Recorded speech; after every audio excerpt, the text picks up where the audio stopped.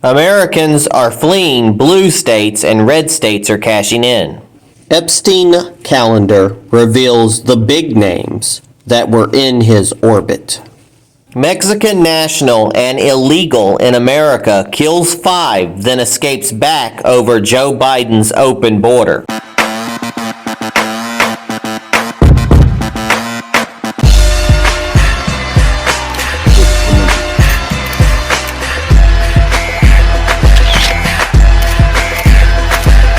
Hi folks, this is Peter Boykin, and thank you for going right with Peter Boykin. I am running for North Carolina Lieutenant Governor, and I think it's time for us to go right. We'll be right back with Go Right News. You can follow us on GoRightNews.com for more information. Hi fellow patriots, this is Peter Boykin from #GoRight. Share this right now. Time to go right.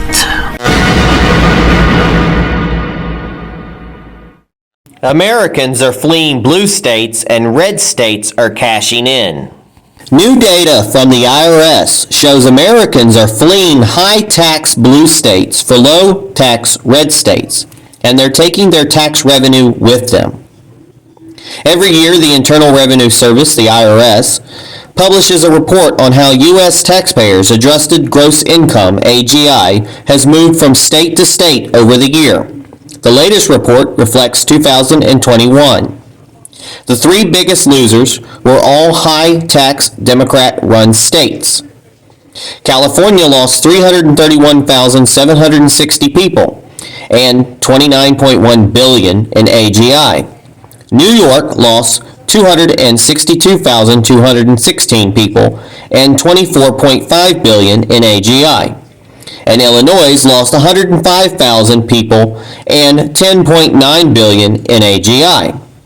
The 3 biggest winners were low-tax Republican states.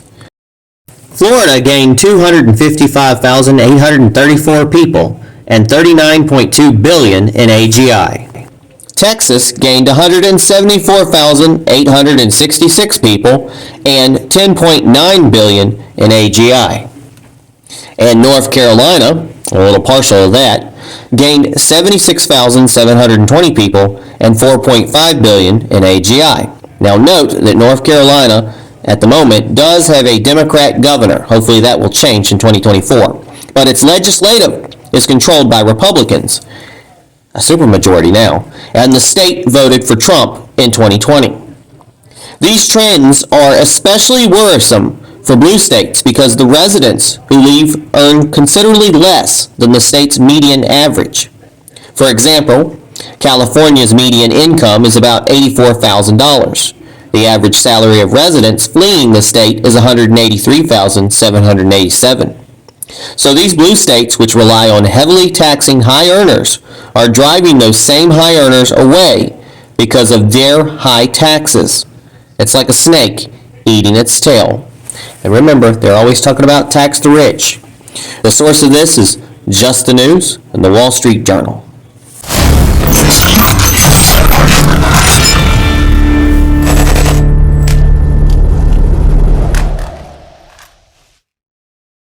Epstein calendar reveals the big names that were in his orbit.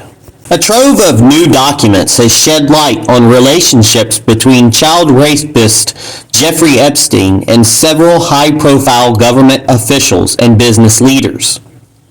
In 2006, Epstein was accused of sexually abusing girls as young as 14 years old. In 2008, he took a plea deal that allowed him to avoid federal charges and was convicted of soliciting prostitution from a minor. He was given a 13-month sentence that allowed him to leave prison on most days to go to, quote, work. The Wall Street Journal obtained thousands of documents, including emails and schedules, which revealed that after Epstein's 2008 conviction, he was holding meetings with previously unknown high-profile government officials. William Burns. He currently serves as Joe Biden's CIA director and was Obama's Deputy Secretary of State. Burns had 3 scheduled meetings with Epstein in 2014 in Washington, D.C., and in Epstein's Manhattan townhouse. Catherine Rumliner. She was Obama's White House counsel and had dozens of meetings with Epstein after she left the administration. Epstein's schedule suggests she had a trip to Paris with him in 2015 and to his infamous island in 2017. Outside of government, the president of Bard College, Leon Botstein, invited Epstein to the campus. Epstein brought a group of young females as his guests. Epstein's schedule also suggests that famous author and political activist Noam Chomsky had dinner at the child rapist's Manhattan townhouse in 2015. While the documents were authenticated, the Wall Street Journal could not verify whether or not they all took place as scheduled. None of these people were listed in Epstein's now public black book of contacts or the flight logs from his private plane, which begs the question, who else was Epstein meeting with that the public is unaware of? In the end, we know how things turned out for Epstein. In 2019, he was arrested on charges of sex trafficking of minors, but he was found dead in his jail cell before his trial of alleged suicide. Strong emphasis on the word alleged. The source of this is the Wall Street Journal.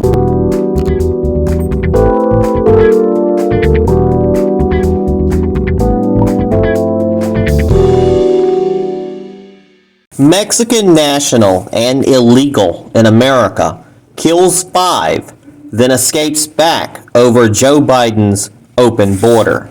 An illegal alien shot and killed 5 people, including an 8-year-old, in Texas on April 29, 2023, a Saturday, and is believed to have fled back across the wide-open southern border, courtesy of Joe Biden.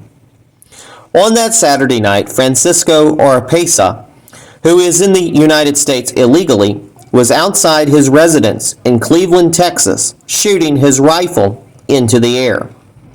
When his neighbor came outside and asked him to stop because the family was trying to get an infant to sleep, Oropesa walked up to the family's driveway and began his massacre.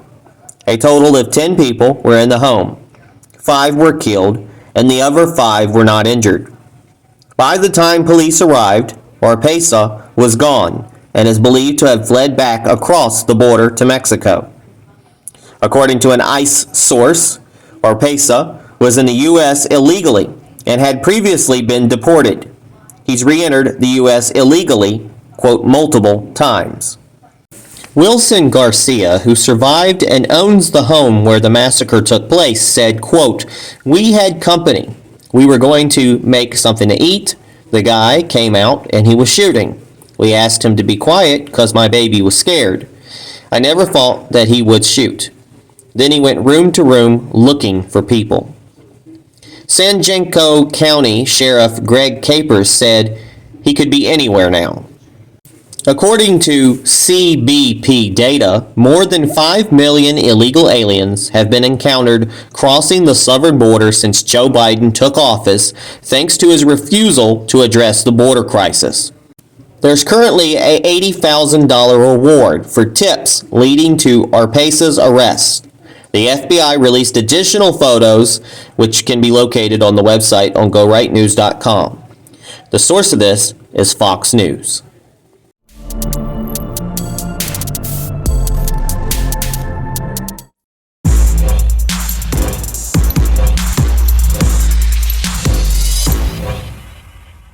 Hi folks, this is Peter Boykin. I am a conservative. I want to conserve our Constitution. I want to conserve our country. I want to conserve our way of life. I want to conserve our freedom. The principles of life, liberty, and justice for all. This is what makes our country what it is. So yes, I am a conservative. For some, I might not fit your definition, but that's the point. It's your definition, not mine. Life, liberty, justice for all. The power of one becomes the voice for many. Hashtag Go Right with Peter Boykin. To be a Republican and in the Republican Party. Go right and register to vote. Your vote matters, so vote. Go right and vote. Hashtag go right, do right, be right. Go right, do right, be right. Lead right, think right, vote right, think right, lead right. Hashtag go right. Thanks for listening to Go Right with Peter Boykin. Please like this post, and please subscribe and follow and share this podcast to all your social media accounts, and visit GoRightNews.com for more Go Right News with Peter Boykin.